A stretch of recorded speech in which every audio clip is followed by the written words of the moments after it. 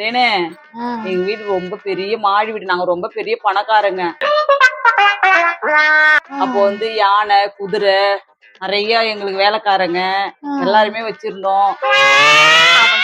அப்பவே ஆமா, அப்பவே பெரிய காரு எல்லாம் வச்சிருந்தோம். எல்லாம் பக்கத்துல எல்லாம் கூரை வீடுங்க தான். பக்கத்து தெருவுல எல்லாம் மண்ணு ரோடு தான் போட்டிருப்பாங்க.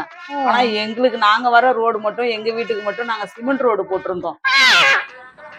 அப்பவே ரொம்ப பணக்காரங்களா இருந்தோம். ரொம்ப வசதி, ரொம்ப நல்லா வசதியா இருந்தோம். அதெல்லாம் எங்க சித்தி?